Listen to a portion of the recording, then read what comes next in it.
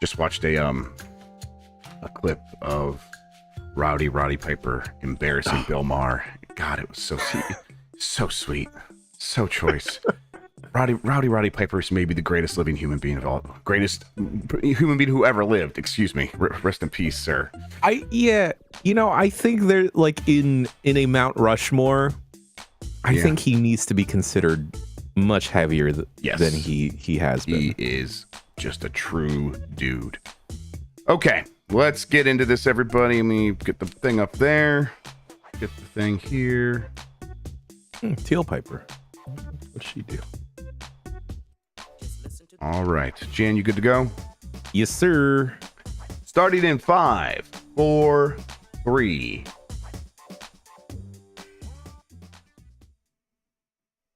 Yummy like a gummy bear.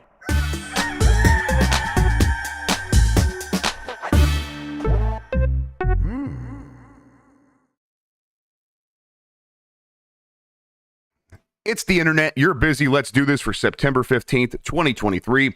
For the next hour or so, let me help you sort through the world of gaming on Game Mess Mornings Live with me, Jeff Grubb. Today we have the August Circana report, a state of play roundup, and more. But first, please join me in welcoming today's co-host to Game Mess Mornings. It's Jan Ochoa, everybody. Jan, how are you doing? I'm doing great. So nice you had to have me on twice. That's exactly right. That's had to have it happen again. I am looking forward to talking about a bunch of news with you. It's not Dreg's Day, so I couldn't have Tam on. That was the big thing. Right. Way too much. We sent him to LA. Yes, exactly. We told him, go to LA, dude. Go to LA. Go do something Dregs worthy out there. I'm sure he is. Yeah. He's making it happen. He's dregging. He's sliving and dregging. Sliving and dregging, punching down. Just doing the giant bomb lifestyle. But yeah, I don't know how this was a busy week. I mean, I like it when it's a busy week because then I'm not thinking as much about my own personal problems. Exactly. Personal failings and areas where I would try to grow and fail to do so. Yeah, totally. My inadequacies, thinking about all the New Year's resolutions from 3 years ago that I still haven't done. How I haven't read a full book in maybe a year and a half. Oh, no, I've read 2 Animorphs books now, so I can't say I haven't read a book. Yep, that counts. It counts. It's like it takes a half an hour, but it counts. That first one, not bad. I liked it. Not bad. Yeah, I listened to it while mowing the lawn. It basically was done that afternoon. Yeah, I enjoyed it. That was a fun story. It was dramatic. A lot of stuff going on there. I've not read the second book. How far into it are you? I completed it, and it still holds up. I think this author knows what they're doing. I'm also surprised in the world of Hollywood that we've lived through, where everything is an adaptation of a book or whatever, that no one has tried to take another stab at Animorphs. Right. What stabs have been taken? Was it a Nickelodeon show? I think that's it. I want to say that's it. I never saw a single second of that show. It must have just been a time when I was not watching Nickelodeon anymore. Because otherwise, that's like, if anything was on Nickelodeon when I was watching, I just eventually caught all of it. I think it was on the tail end of like right after Alex Mack. Okay. Alex Mack was the end of my era for sure. There you go. Yes. The main kid, I already forget his name, was played by the same actor that played Iceman, Bobby Drake, in the Singer Sean X-Men movies. Ashmore, is that his name? Yeah. Sean Ashmore. That's Sam Lake's friend. He's going to be in Alan Wake 2 pretty soon. So look out for that. Going to get more Ashmore. Ashmore is what we're getting here very soon. Hell yeah. All right, we have a mess here. Let's explain what we do about it. Most weekdays, I, Jeff Grubb, will help piece your gaming life back together. That includes breaking news and maybe even some of our own original reporting. For all these topics, I'll get the input of a bona fide expert who will make me look smart. If you are watching live on Twitch, welcome. You can always listen to the show later on podcast feeds by searching for Game Mess Mornings or find the RSS on giantbomb.com. You can also catch the show later with chapters and timestamps on YouTube. Hello, YouTube. Okay, we have a lot to get into, so let's start the morning mess with the August 2023 Circana report, once known as the MPD report. This is from Matt Piscatella over at Circana. Shoutouts to Matt, as always. 1 T in Matt. Keep that in mind. Don't disrespect him with 2 T's. I'll spit at your feet if you disrespect him with 2 T's. Patui. August 2023 U.S. video game market highlights from Circana. August 2023 U.S. consumer spending on video game content, hardware, and accessories grew 3% versus a year ago. That's to $4.2 billion. Growth across both content and accessory spending offset a double-digit percentage decline in hardware. Year-to-date, U.S. consumer spending across video game products was 2% higher than a year ago at $34.9 billion. That hardware spending decline was down 13%. It's from $376 million to $328 million. I get the sense that a big part of that is there was some price cuts on the PlayStation 5, like relative, like not like permanent price cuts, but a lot of discounts that were out there.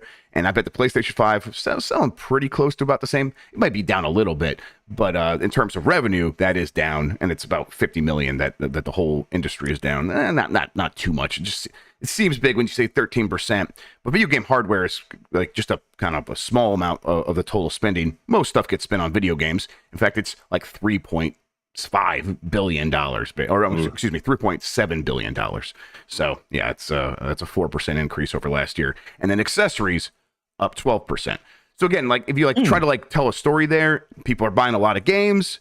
The people who have hardware are still investing in getting accessories for these systems because they just really, that's their main hobby. Video games is something they want to be spending money on, but not necessarily attracting a huge number of new customers at this point in the console generation. That'll probably pick up again this holiday. For August 2023, the top 20 best-selling games include, at the very top, Madden NFL 24, as it is wont to do. It's always there at the top of the list. You're always going to get that. And that still hasn't changed, even though Armored Core 6 Fires of Rubicon right behind it at number 2. Those are both new games on the list. In fact, they're the only 2 new games on the list. I'm just going to point out here, and then we'll talk about it in the story here in a second. There was another new game that launched that month, Immortals of Avium, and it is nowhere in the top 20. It's actually number. Boy. I asked Matt Piscatell about it. He said it's number 26, including both physical and digital. So that is really rough for a new game like that. You kind of see what's going to happen. We're going to talk about that studio, some layoffs. We'll talk about that pretty soon.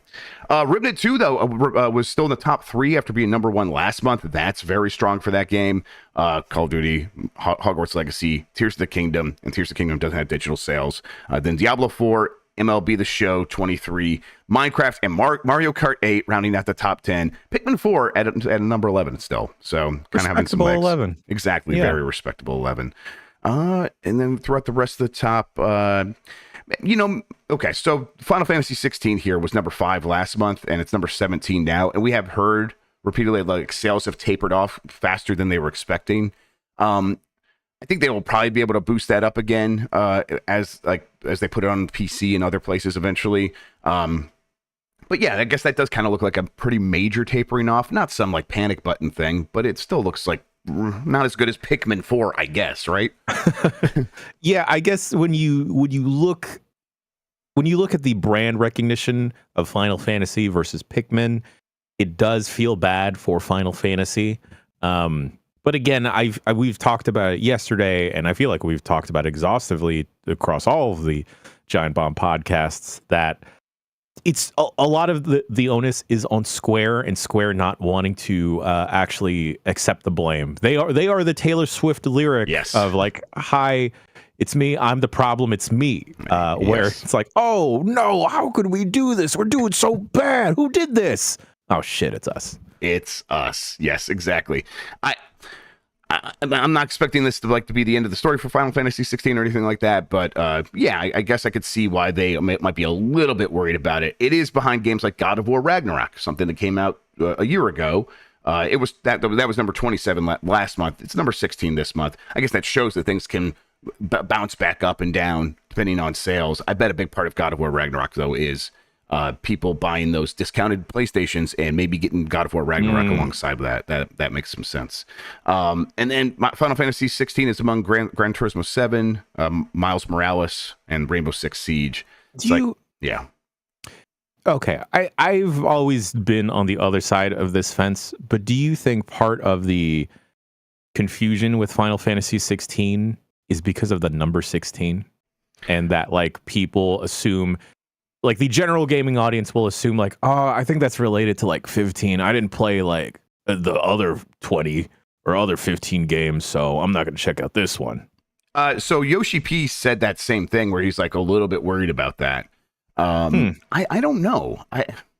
You think that I think everything has to be on the table for like explaining, not a lack of excitement, but just like I think I was expecting the Final Fantasy brand to be at a certain place, and it doesn't seem to be. So what's happening there? Final Fantasy 14 clearly is, and I don't know. Maybe that's the answer. Maybe like people who are looking for a Final Fantasy fix have found out that hey, MMOs can do that consistently with friends over time, and so I'm good over here.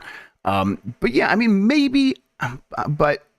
I think it probably goes back more to what we were saying about, hey, Final Fantasy 16 tried to be this broadly appealing thing, and that was enough to make it feel sort of a little bit more generic than people wanted it to. And what they want is something that's like a very specific experience that they could dive into and really sink their teeth into. And this is a game that's like kind of going to spoon feed you a little bit. Now, you kind of have to play it to realize that. So I still think like the name recognition, people buy Final Fantasy 16. I don't know. Maybe there is something about dropping the number, but I would be surprised if they actually ever do that. Yeah, I'd be surprised too, even though I brought it up.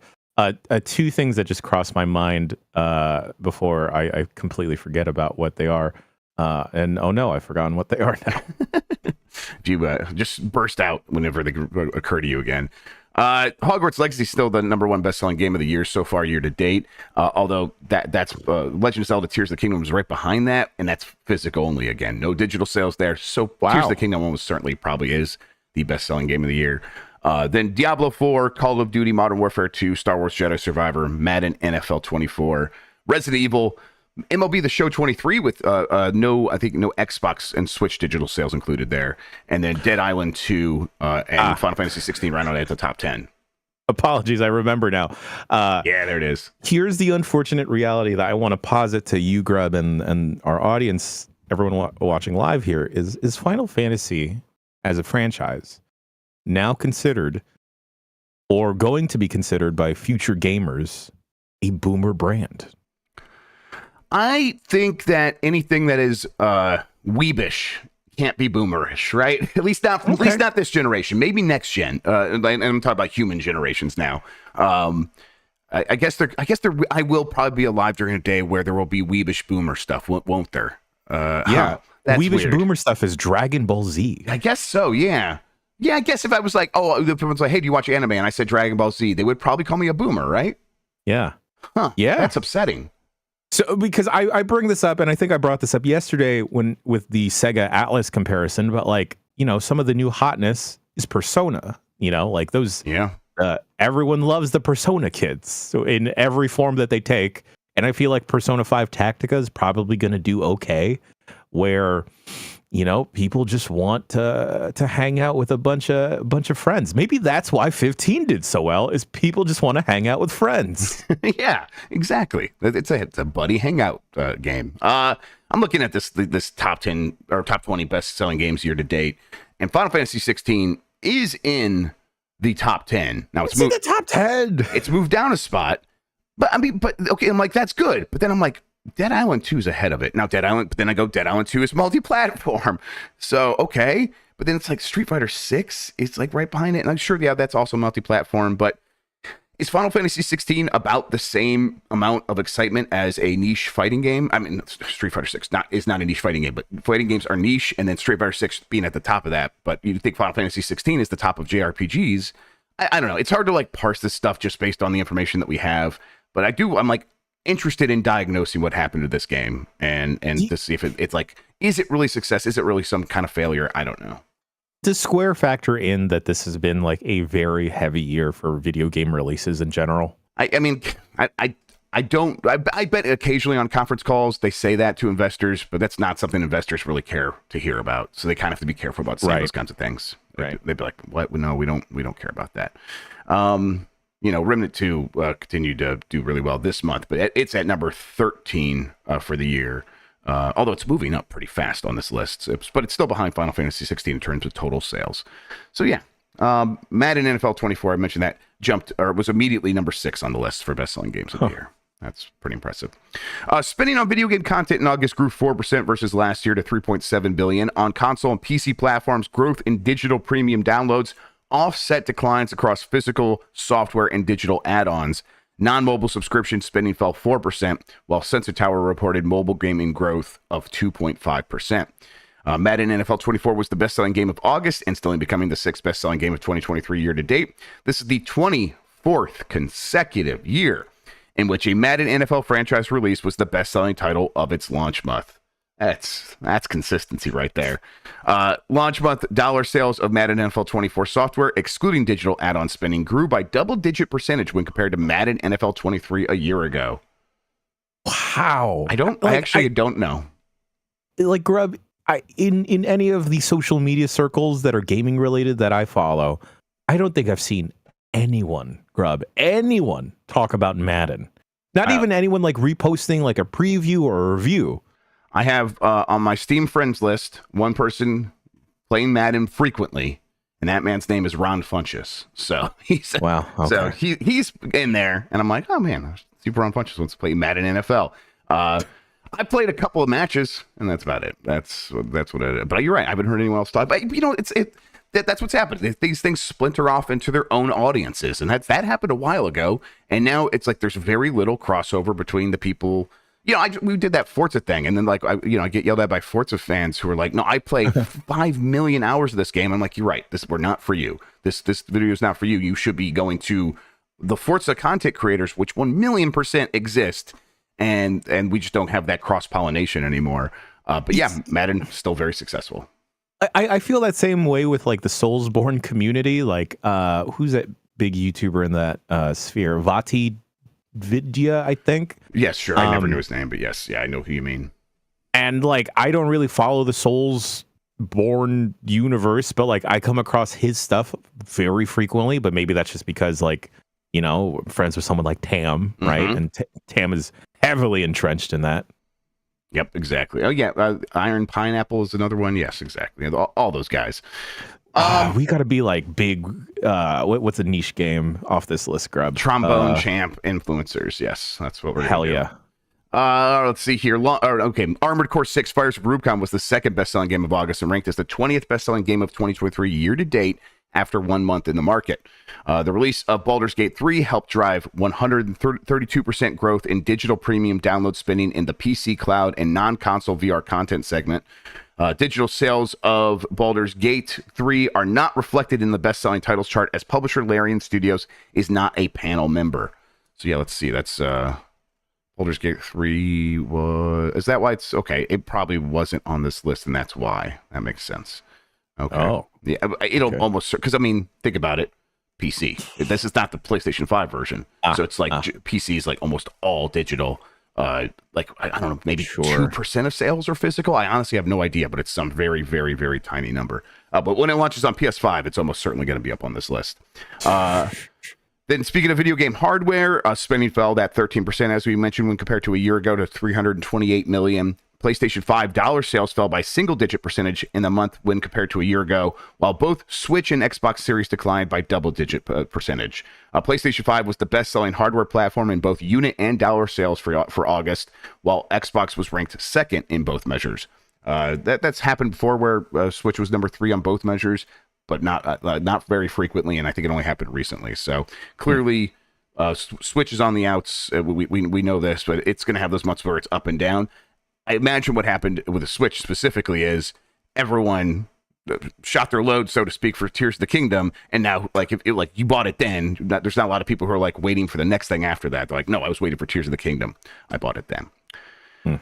All right, that does it for the Circana report. I think overall video game spending continues to be pretty good. The growth is there. The industry's doing pretty good. I think a lot of big blockbuster games are succeeding. But then there is the haves and the have-nots here. Ascendant Studios lays off about 45% of its workforce. This is from Sophie McAvoy at GamesIndustry.biz. California-based Ascendant Studios has laid off about 45% of its employees, the studio said in a statement. Ascendant Studios CEO Brett Robbins announced the news on X, calling it a painfully difficult but necessary decision. The layoffs come 3 weeks after releasing the studio's first game, Immortals of Avium. According to Polygon, 40 employees were let go from the studio. As of April 2023, the independent developer employed over 100 people. A former worker told Polygon that low sales were the primary reason for the layoffs. Another said several more employees were dismissed in the weeks leading up to the announcement. So I asked Matt about it. It's number 26 on the MPD. That is, I remember way back where I've been following the MPD for a very long time. I know it's something most people don't care about, but I find it fun. It's usually like a good way to understand how these companies sometimes make decisions. And I remember seeing a new game would launch and it would almost invariably be in the top 10 of the MPD, let alone the top 20. If it's a new game, just because it's a new game, any new game.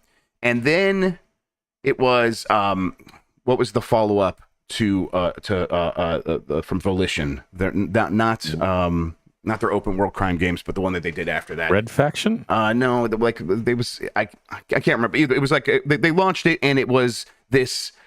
It was like number 16 or 17 on the list. And Agents of Mayhem. Thank you, Chad. I really appreciate that.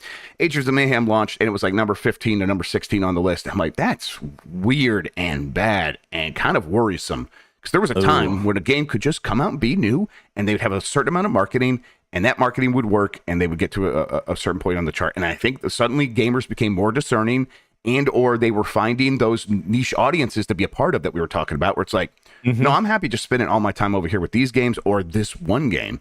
And so a game like Agents of Mayhem could just be like, hey, well, I'm new, so buy me, and it didn't work anymore. And that was a long time ago.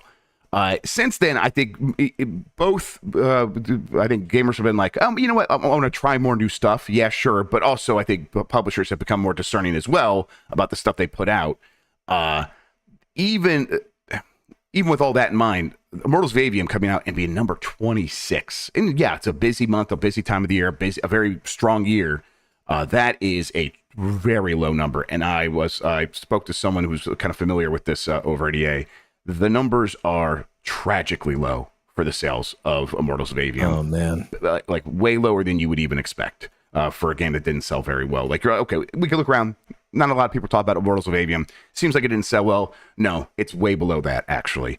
So, I mean, when I talked to Matt Pescatello on Twitter, he's like, yeah, I mean, looking at the numbers that he has with both the digital and the physical, it's like lines up with what he's hearing from this developer and explains why they had to do these layoffs, unfortunately.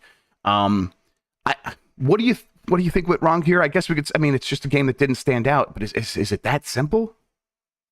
I in my head, I hope that it is not that simple.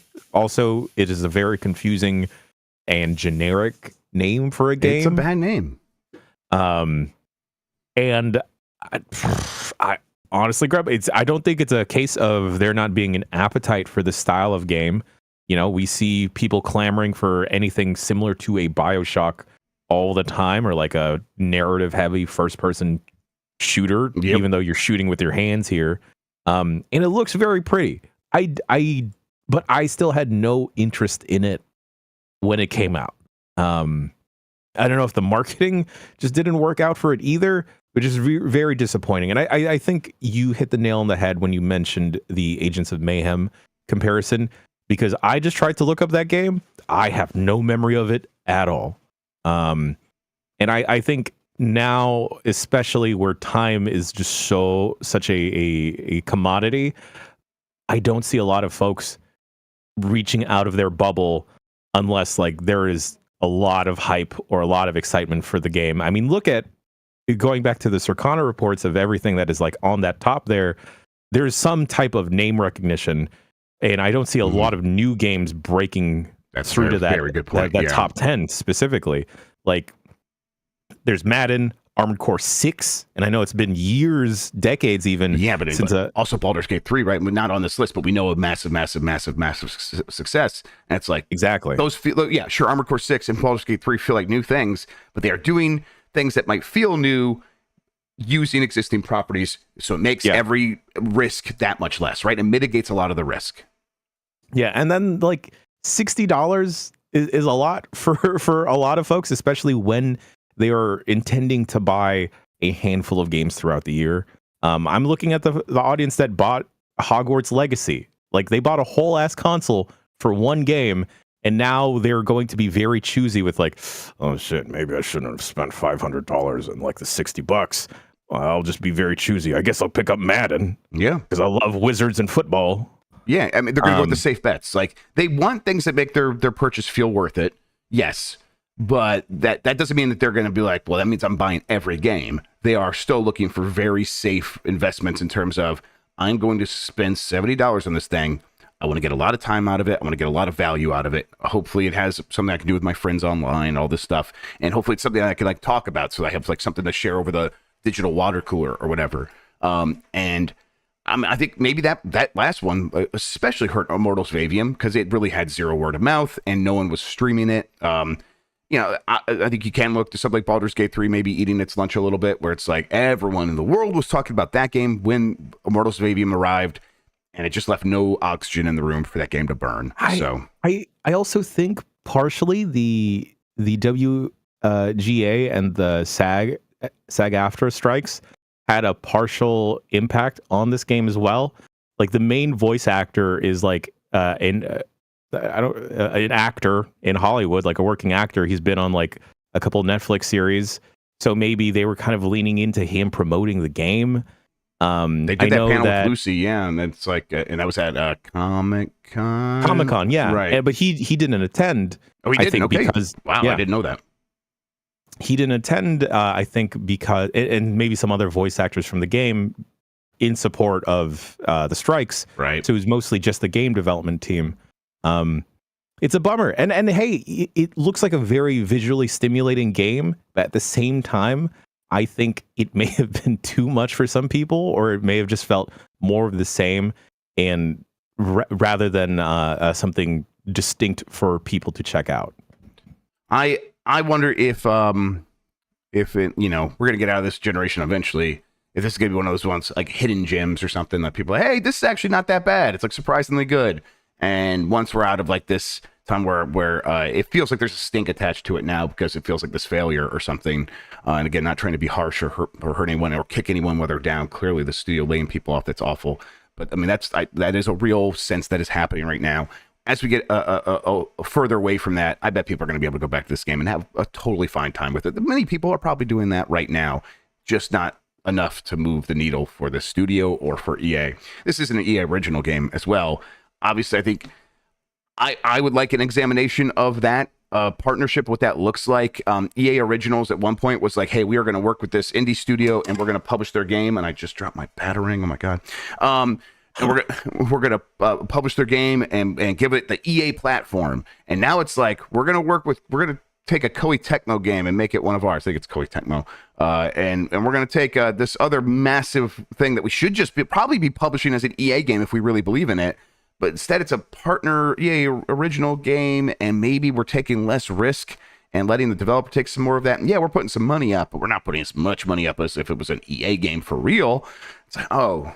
Okay, I mean, maybe that's not how it works. That's just kind of what it feels like in this situation where we are hearing about the studio getting laid off or laying off 45% of its workforce, and EA is nowhere to be found on any. Like, no, EA has nothing to say about this. So it's like, oh, yeah. What is your responsibility here? What was your say in the marketing? How did you help on that? And clearly, they've had successes with It Takes Two, a massive, massive thing. But and that game, I think, was a success based on its reviews. And it's kind of neat novelty of the 2-player thing. And then people love divorce. And people love divorce. That's just it. That's it. And game of the year. And divorce always wins game of the year. We know that now. Yeah. Look at every single Giant Bomb game of the year. It has a thread of divorce. EA game for real? Okay. Let's let's move on here. PlayStation State of Play Roundup. Bennett Foddy's new game Baby Steps got a new trailer. It's released in 2024. I think that game looks like so much fun. I'm not sure about the humor, if like how that's going to work, but like I never know about that stuff in a trailer. I need to play it for myself to feel it in context. I don't know. How about you? Yeah, it looked fine. I like all of these style of games. I like Bennett Foddy a lot. Love Bennett Foddy. What a weirdo that goes through. I want to watch an interview. Danny, go interview Bennett Foddy. Yeah, for real. I talked to him once where I was like, I can't remember what it was about. I think it was about reusing assets or buying assets from the store and like making games based on that. And Benefati's like, I'm a huge defender of that. I mean, obviously he made Getting Over It like that, which is a commentary on that. But he's like, no, I'm a huge defender of that because like occasionally you're going to get these really cool ideas that either are either diamonds in the rough or just diamonds, like without the rough part at all. It just so happens to be surrounded by stuff that we typically view as cruft or as cheap and therefore less worthy. But I am, to me, like for me, I'm like looking for something that has a different vibe in the way that punk music can have a different vibe in that medium. And it's like this feels like people just like slapping shit together and going for it. And then Bennett Foddy's kind of the king of that stuff. And yeah, I'm very excited about this game. Really looking forward to it. Then there was Ghostbusters: Rise of the Ghost Lords for PSVR 2. Also, I'm using this roundup. Turbo Sean put this together for me. So shout out to Sean. Thanks, Sean. That's coming October 26th. Resident Evil 4 remake update that's getting a VR mode coming this winter. And then the Ada side story Separate Ways is finally launching next week. That's September 21st. You could go back and do that. What a great Journey song. That's a very good Journey song. Right? Hey, Ada Wong, say less, buddy. Yeah, I'm a big Ada Wong fan as well. So is most people, except for Mike Minotti, apparently, who says she's overrated. What? He said overrated. Just a wild thing to say. Mike, why? Because he's a bad person. What? Okay. He can't even like blame that on the drugs. He was totally sober when he said that. Avatar, what a hipster opinion of his. Yeah, he's too cool for school over there. I'm too good for Ada Wong. Avatar: Frontiers of Pandora was shown again. It's releasing December 7th. Yeah, I'm excited. I don't have high hopes for this. I just have hopes for it, Jan. Yeah. I just want to spend some time in there. Again, I've been saying this a little bit. I've been hearing a little bit of murmuring out of some play tests that are happening. Ubisoft does this quite frequently where they have these play tests. And the couple of things that stood out to me is like, yeah, you 100% confirmed it is definitely like a Far Cry reskin of sorts.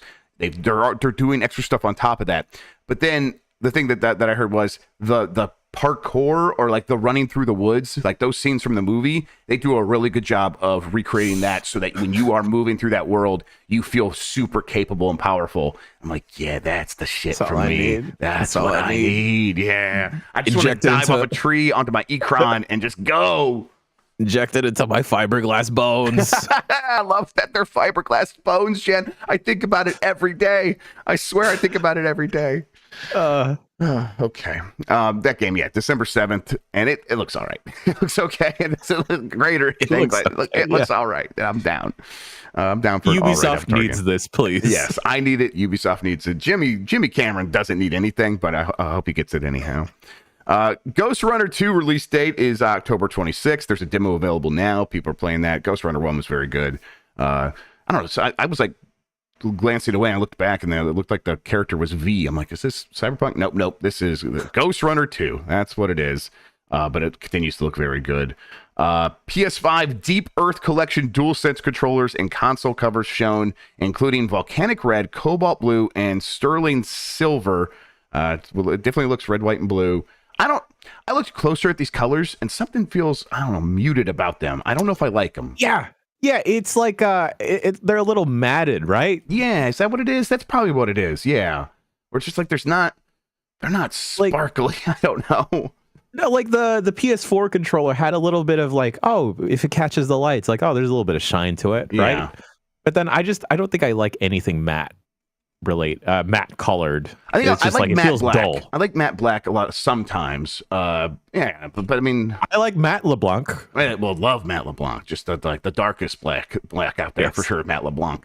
But other than that, yes, I don't know. I looked at, maybe it's just like in pictures or something. Like maybe I could see it in person. My opinion would change. But right now, I don't know. Then they had the gamers talking over Helldivers 2, which is coming February 8th. PS5, PC. I don't think we had a date confirmed before this, so that was good. And yeah, another one of those ones where I'm like, I think this looks fun. I need to play it. Yeah, it is going to be one of those. We played Helldivers 1 maybe like a month or so ago. We all enjoyed our time. I had a good time. I can't wait to do that in first person. Well, yeah, like bringing the camera down behind the back, basically, the PlayStation camera position. So that you know what? that worked for like GTA, right? It had the top down camera with Helldivers isometric-ish kind of whatever. Worked with Zelda. Worked for Zelda. It's going to work for Helldivers. Absolutely. Another Spider-Man 2 trailer also closed out the show later by showing a crap ton of costumes, including the digital deluxe edition. That Spider-Man 2 trailer continues to look like a good Spider-Man game. You know what? I like that they really showed the expanded city so that you're not just in Manhattan, right? You're also in Queens and stuff. And they also showed like, okay, yeah, I know what you're thinking. How am I going to swing in these places where it's mostly residential homes and not skyrise buildings? Well, here's the thing. Miles Morales can glide.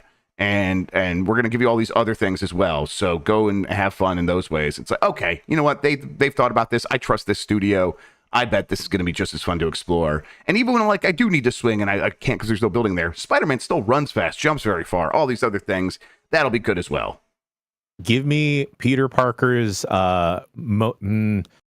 bicycle from Spider-Man 2 that he failed to deliver pizzas on. That's right. God, yeah. I'm going to bring up Spider-Man 2 on every single piece of content just a boy, forever. everybody. He's just a boy. He's just a boy. He's just a boy.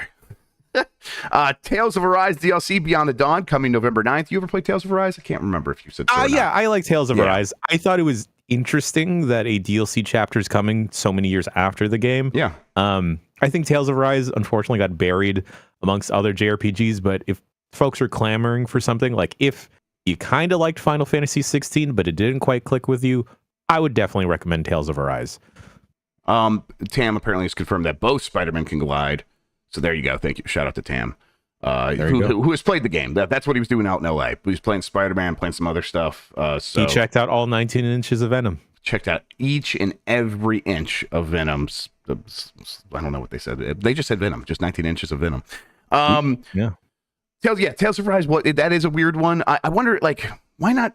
Can they do it as an expand alone? I feel like that would be such a better thing at like this far removed. Yeah, I say that, but then other either anime games or RPGs do this same thing. Pokemon's getting its DLC. Xenoblade does this. So maybe that audience, this must work for that audience. Monster Hunter switched from having standalones to having DLC. So it must be totally fine. I also assume that this is potentially in an effort to try and boost sales of the original game. I can't imagine that Tales of Rise is still a full price title. So I'm assuming maybe it's clocking in right now at $40 to $50. And then this DLC is what, 10 to 20. So you're getting people to buy back in at the full price of the game originally. Yeah. And people are noting that Xenoblade 2 did expand alone. Okay. And usually they do that. So yeah, but what you're saying, they like people they have fondness for these games, and that these games are a lot of times just more than short experiences. And they want to come back to that world, and this gives them an excuse to do so. I think there probably is something there. Let's see. Honkai Star Rail pulls into the PlayStation 5 station on October 11th. The best birthday gift, Grubb. Yeah, that game has something like 20 million monthly active users. That's fucking insane. It's bananas. Okay. And it's gonna have probably even more once it's on PlayStation 5. This is the one that plays like Persona, right? Yes. This is the very quick turn-based game. Right. It's actually pretty good. And that's the thing. Genshin Impact, it's actually pretty good. Of course, yeah. I've never heard anyone be like, I didn't like that. Everyone always seems to have a good time with these games. Yeah. Hey, Bacalar, if you're watching, can I expense like a bunch of money for Honkai Star Rail for video coverage and my birthday? Sure. Man, Bacalar, okay. You said it. Nice. Wow. He jumped in real quick and said it. All right. Foam Stars open beta party for PS5 will be September 29th through October 1st on PS5. The full game is coming in early 2024. Every time I see this in my eye, but I'll have fun with that. I hope that it sticks around. I feel like it'll entertain the zeitgeist for a little bit. I just hope that there is like a long lifespan to it. Who knows? I mean, people are still playing Splatoon 3. The Splatooners are not tuning out. So hopefully Foam Stars, people that have been Splatoon curious can tune into Foam Stars. It's fun. Yep. Yeah, I would. I hope that the games like this could come along and have like a Splatoon-like arc where suddenly they are very popular and we're getting sequels and people play them all the time. Even if it doesn't, I bet Foam Stars will be fun for while it lasts, and I'll be there for at least the first little bit. Finally, Final Fantasy VII Rebirth. Let me just read what Sean wrote here. Looks so good. Holy shit, let's fucking go! Yeah, I think that trailer was amazing. It was very entertaining, and it just made the game look like so much fun. It made me consider my sins. Yes. Like I now feel bad for stabbing Jason A. Stryker in the back to get this off the top 10 list. For my own selfish desires. This game, Final Fantasy VII Remake, was actually pretty good. Integrate is also really good. You This gotta is do what gonna you be gotta really do. good. Yeah, absolutely. Hang on, I'm getting yelled at. You're mad at me about Sonic? Also, we saw Cloud on a Segway in this trailer. Kate Sith was in this. We saw Daddy Vincent as well. All right. Yeah. You said you just mentioned the Matt Mercer thing. Sorry, the kid was still yelling at me. Oh, Daddy Vincent in Yeah, this. I think Matt Mercer's doing Vincent or Cool. something like that. He's doing one of them. I don't think because Zach was already had a voice actor, so it must be Vincent that they announced. So Just put Ben Starr in it. Yes, Ben Starr should be most of the cast. That's how I feel. That, you know me, I'm a Ben Starr mark, of course. Have Ben Starr be all the Moogles. Yeah, that'd be very good. And just do the Clive voice. Don't change a thing. Yes. Not Goobo. a single thing. Goobo. Very Joshua. Goobo. Release date announced for February 29th, which is, not this year, regardless of Mike picking it for his fantasy league. And then it's on 2 discs, something we did know. There's a twin pack with Final Fantasy Remake, Integrate, and Rebirth announced. Seemingly no price given yet for that. Maybe that's changed. Maybe that's happened since this got written last night. Final Fantasy VII Rebirth, who cares about how it's going to, like, Square Enix and how it's going to sell and all that stuff. I love Final Fantasy VII Remake. Never beat it. I never finished it. Didn't need to. I felt like I got my time out of it and really enjoyed what I played of it. The combat's so good. I am glad that Final Fantasy VII Rebirth looks just like all that and more, and they're putting a ton of effort into it. So very excited to get back into that game. I want Barrett to fastball Special Cloud. Yeah, that's got to happen. That has to happen. That's a perfect couple to do that. I think so. And he just needs to yell Marlene the whole time. All right. With that, I think we should take a break. When we get back, we're going to have a lot more news, including maybe some worrisome stuff about that new Paper Mario's tech stuff, Super Mario RPG's music swapping, all kinds of cool things. We'll be back after this.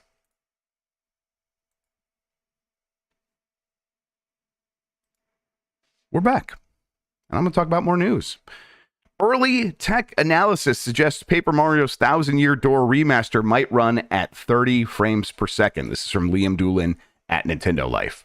It seems the visual upgrades in Paper Mario the 1,000-Year Door for Nintendo Switch may come at a cost. An early tech analysis by Nintendo World Report seemingly suggests gameplay in the new version of this turn-based RPG classic will target 30 frames per second. This analysis is based on the Nintendo Direct video upload.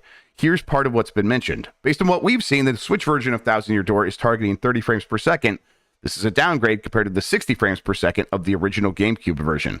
This doesn't appear to be an issue with the trailer simply being rendered at 30 frames per second, as we do in fact see a brief moment of, I know I thought the same thing, brief moment of 60 frames per second in the trailer for one shot, but that particular shot appears to have been doubled in speed, thus resulting in the perceived higher frame rate. The rest of the trailer never exceeds 30. Now, okay, this could just be, hey, the game's coming next year, and when it does come, it will be 60 frames per second. That's entirely possible. Nintendo usually, though, has these trailers closer to like where they're actually going to be finally. I don't know. I guess this may be a little bit to worry about. I think I'll be surprised if we get to the final product and it's actually at 30 frames per second and not 60. I'll be disappointed when we get to the final product. I was trying to think of a joke and an excuse where, when you make a flip book, that's only so many pages. That's right. Yes, only so many frames. But so, man, I don't know. I could flip very fast, Jan. I could flip like 300 frames a second if you give me the right paper. That should just be a UPF. We all just make a flip book. Yeah, I would love that. We could do like Flipnote Studio on DS or 3DS or whatever it was. But yeah. Oh, okay. I'm sorry. Paul Giamatti just said Polygon mentioned that the death threat for Unity's bosses came from a Unity employee, apparently. Still a hot mess over there. I'll see if I can catch up on that. Yes, right. So the original game of Paper Mario, The Thousand Year Door on GameCube, 60 frames per second. It's kind of, if you're playing it on emulators or whatever, 60 frames per second. This is a game that has always run really well.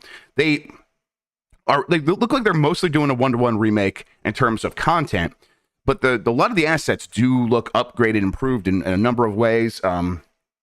Someone pointed out, like, there's reflections on some of the floors, things like that. And you can do reflections in any number of ways. It's not going to be super taxing, but it's like this is mostly that same game. And sure, it's made some improvements, but I would expect it to run 60 frames per second. It's weird that Gall Piamati. Sorry, did I say Paul Giamatti? Freaking out about Paul Giamatti. Yeah, he's in chat. Everybody, what am I supposed to do? Paul, the biggest hottie Giamatti. That's right, the hottie Giamatti. He did the Cleveland's best thing ever, American Splendor. American Splendor. Thank you so much. Yes, I love that movie. That's why I moved to Cleveland, Jan. I wanted to just hang out with that guy. I get it. Of course, absolutely. We'll see. We will probably get a handful, like, more trailers of this. It'll probably be in other directs. At that point, if it's still 30 frames per second, I'll freak out because that game needs to be 60. Super Mario RPG Remake, meanwhile, will let you swap back and forth between the OG soundtrack and the new soundtrack. This is from Zoe Handley at Destructoid. After the Japanese Nintendo Direct, Nintendo updated the webpage for the Super Mario RPG Remake. A few new details were revealed, including the fact that you could swap the soundtrack between the remastered and the Super Nintendo versions.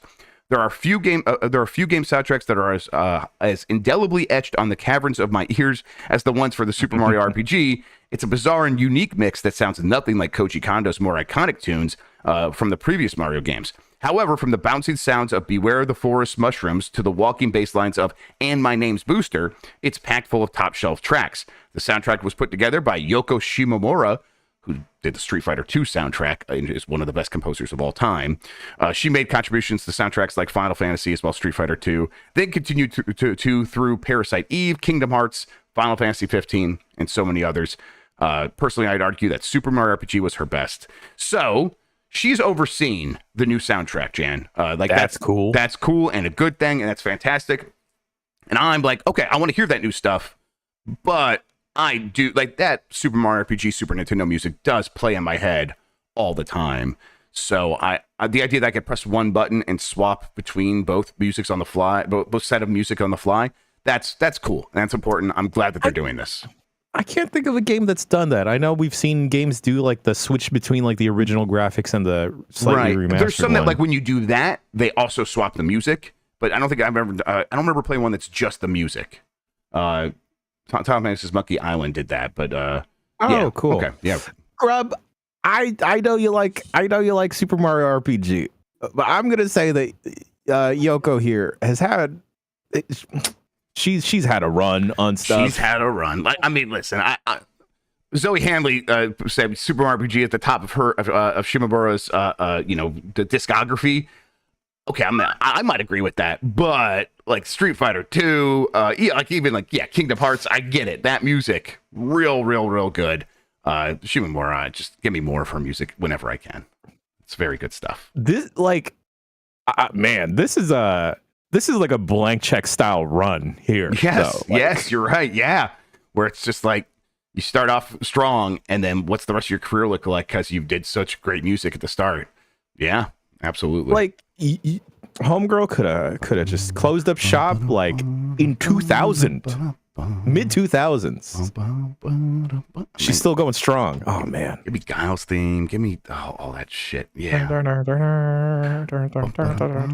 Yes. Does that mean I have to meet your father?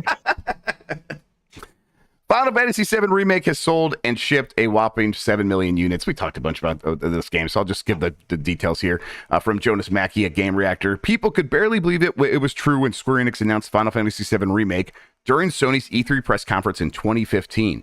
The massive ambitions for the project forced us to wait 5 years before the game was finally released in 2020 and instantly became a big hit. Just 1 year after release, Square Enix launched an updated version called Final Fantasy VII Remake Integrate for PlayStation 5, which was well received And later that same year, it was also launched for PC. And since then, it has continued to perform well commercially, and now Square Enix reveals that Final Fantasy VII Remake has sold and shipped over 7 million units. That is pretty good, but I think this is kind of what Square Enix is worried about, where like that's the game did 5 million relatively quickly on PlayStation 4. And then since then, they have had Integrate and they have had the PC launch, and now we're at 7 million. So it's like an extra 2 million for Integrate and for the original game continuing to sell. And sure, it's been in PlayStation Network and all that stuff, PS Plus, excuse me, and stuff like that. Sure, and that's awesome money coming in. But again, I mean, I always say it, and yes, it's partially a joke, but it's partially not. Luigi's Mansion 3 is at 13 million copies sold, like about double this. And yeah. I mean, I've never lived in a world where people are like, Luigi's Mansion, that's my thing. And I'm surrounded by people whose thing is Final Fantasy. So it's just, again, maybe hard to grok, but maybe that's just the difference, like between a niche audience and something that's like appealing to families. I don't know. I honestly think part of the confusion, Grubb, is people learning that this isn't all of Final Fantasy VII. Yeah, I do think that's I bet that is something that turned a handful of people off early on in the process, and then they were like, I will just wait. And what does that mean? I guess then it's easy to get distracted and then to not care until you hear like it's all completed. I think you're right about that. Like my best buddy has decent recognition with the Final Fantasy series, but when I told him like, yo, Remake is really good, you should check it out, he was like, oh, it's the whole game? No, it's just the first disc. Yes. He was like, oh, well, I'm gonna wait. And even after telling him like, you're gonna have to wait like a decade probably. Yeah, it's right. Like we have no idea. I mean, yeah, it's something early on they were very vague about, and then they were like, okay, once they start talking about Rebirth, like that's going to be the second one of a 3-part series. It's like, okay, cool, now we know, but like, when is the third one coming out? I'll say that the Rebirth is coming faster than I originally thought it would. After we waited 5 years for a remake, it's not like some super fast turnaround, but it does feel a little bit quicker. All right. This next story, Final Fantasy VII Rebirth, is exclusive for 3 months at least. That's what the fine print said on the trailer over on the PlayStation YouTube channel for Rebirth. They've previously had fine print like this on their trailers for games like this, and it's never been shorter than 6 months for a big game like Final Fantasy VII Rebirth. But this time around, it's like 3 months. That's the exclusivity window. And I'm like, to me, that sounds like maybe renegotiating some of the terms of these deals, because they're like, hey, we're not selling as much as we need to. We kind of feel like, yeah, we're happy about the money you're giving us. Can we like work around this a little bit? And we're not going to put it on Xbox. We're not going to rush to go put it on Xbox, but really we would like to put it on PC maybe a little bit quicker than we have before. And I bet Sony's like, that's fine. We can work this out. There's a new CEO. We want to keep things on an even keel over here. We're doing just fine. Final Fantasy isn't like our biggest, most important thing. Actually, it turns out like it's very big. It's part of the story we're telling. We love it. We love Final Fantasy over here. You know, we love Final Fantasy. But if you need to like shift things around a little bit so that you can feel a little bit better about your own financials, Square Enix, yeah, we'll help you out with that. 3 months is. Hey, if it's on PC 3 months later, that does feel like, hey, that's really quick. They said at least. Who knows if that's actually how it's going to play out, though? What do you think? 3 months is like a drop in the bucket in like the world of video games these days. Now. Yeah, I agree. Yeah, especially with games that like just are evergreen and never really go on. Many of them don't ever go on sale, and it's like these are things that are just the games that are always on the sales charts and stuff like that. Yeah, 3 months is nothing. And you know, with the Steam Deck just gaining more popularity and the Asus Roger Ally also gaining good traction, I see a lot of folks maybe wanting to just play it on a handheld format as well, or just like being able to take it on the go. I don't remember how Final Fantasy VII Remake was when it landed on the PC, but it was pretty well received, I think. Yeah, right. In general, like 3 months, Grubb, that's like nothing, especially if you're like trying to finish off like whatever you're currently playing. Yeah. I have no idea what the full landscape of what 2024 is going to look like in games releases, but it already looks very populated, just like this year. So I can see folks that may not have a PS5 just waiting if they already have a PC. Yeah. And it's You can also see like maybe from Square Enix's position, saying, hey, when we made that deal for like 6 months exclusivity or a year exclusivity, and honestly, when it comes to like keeping off Xbox, it seems like Final Fantasy VII Remake is like a 2-year window, 3-year window now. Who knows? That was on the PS4 late in its generation. And when there was several, like tens and tens and tens of millions of PS4s out in the world. Now they're on the PS5, not early in the generation, but they're still not above like 50 million PS5 sold. They're getting close to that probably. They're not above that yet. So it's like, hey, we're not getting the same value in terms of the potential audience we could sell this to.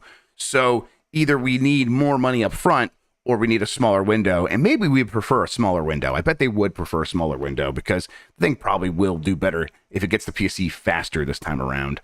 So, we'll see. Again, they mentioned with Final Fantasy 16, Jan, hey, that's got a 6-month window, and we're going to put on PC probably not right at that 6 months though, because we're going to take our time and make sure it's really great on PS5, and we're going to keep improving it for PS5, and we'll get to PC eventually, but it'll come sometime after that 6-month window. It's like, so they're not rushing over on Final Fantasy 16, but I wonder if that stuff changes as like the reality at Square Enix changes and they need to be making more revenue. All right. Hades 2 will return to hell in early access in Q2 2024. We talked a little bit about this yesterday, but you got to get the actual details.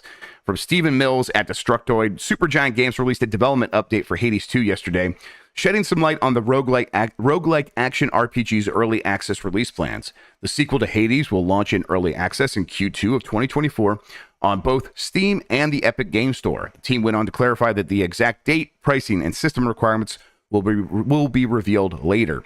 Prior to the early access release, there will be also a limited technical test for a handful of players. Hopefully, I'm one of those. This test will serve as a way to solve technical and compatibility issues before early access. Please, Greg, please. Greg, please. We need it.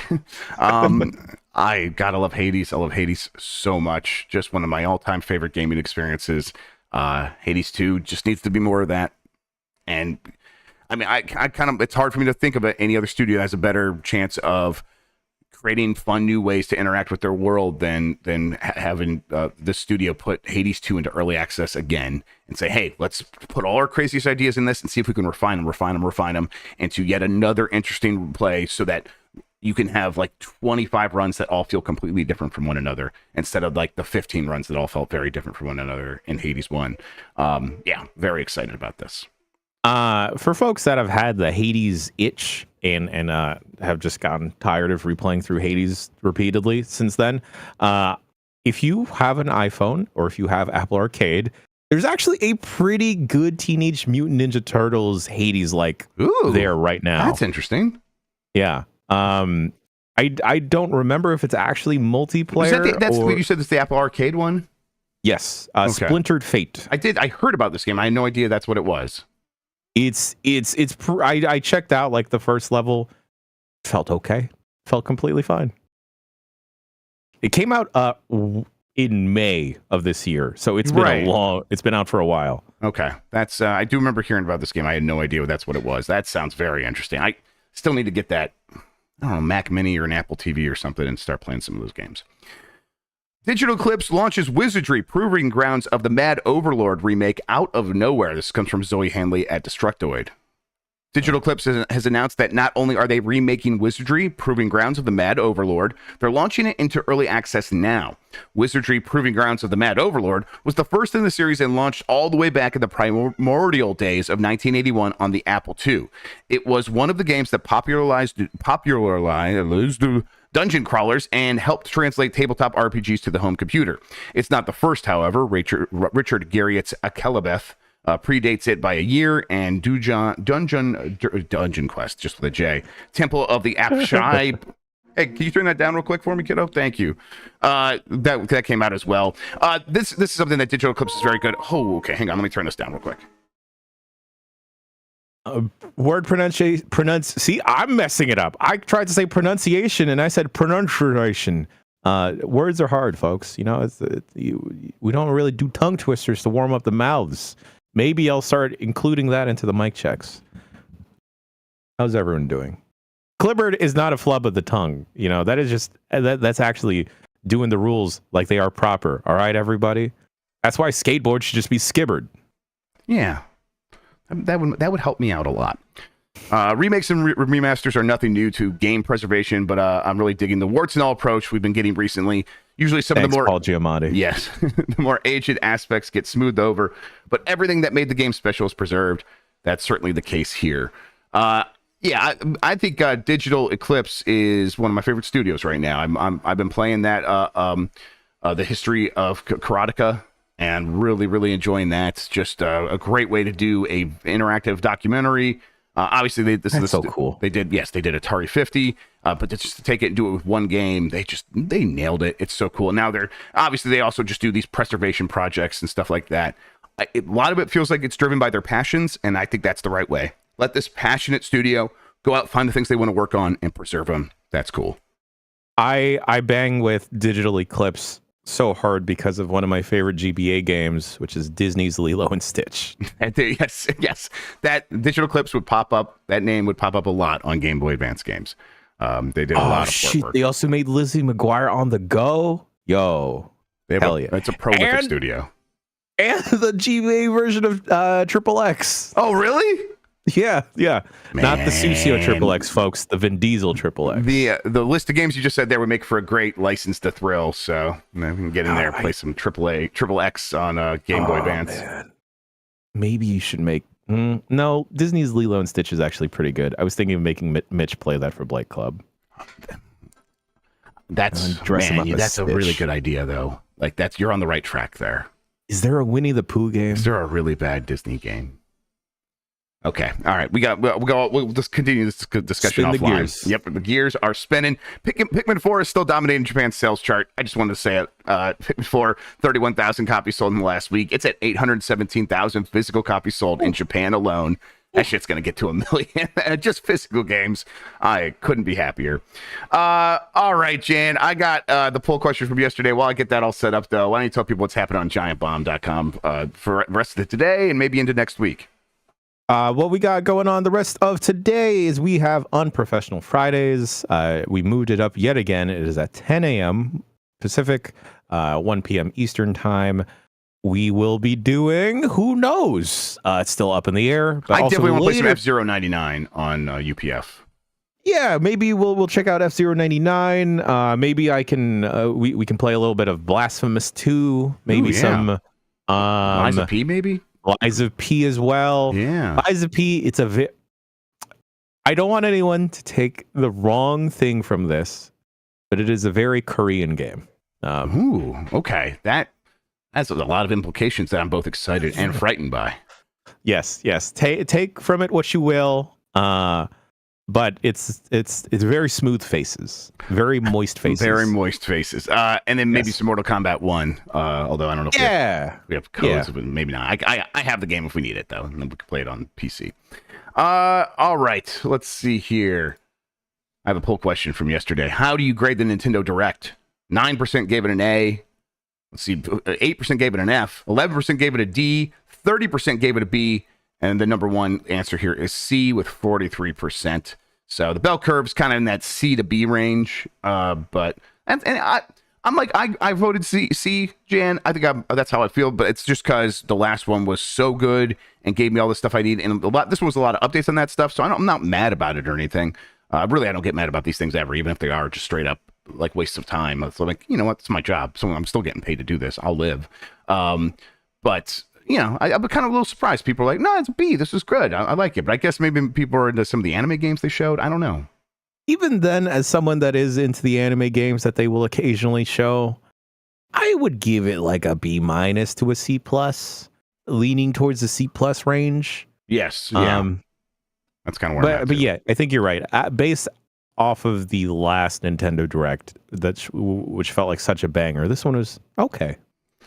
All right, the new poll question: will you be upset if Super Mario RPG remake? I'm not. That's not the one. If Paper Mario Thousand Year Door. If Paper Mario the Thousand Year Door is 30 frames per second. Ooh. Also, get that on youtube.com/giantbomb on the community tab. I will get that right now. The Star Ocean remake demo is out now. Oh, is it really? Maybe we could check that out also for. We'll get some stuff going for this UPF. It'll be a fun one. We'll do a grab bag of stuff. It'll be a good time. A good old regular decular UPF.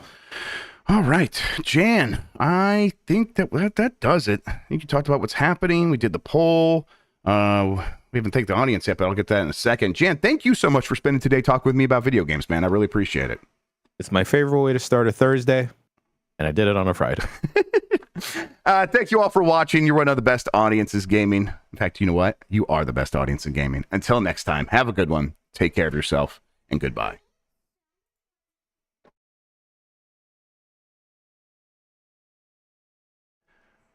Okay, we did it.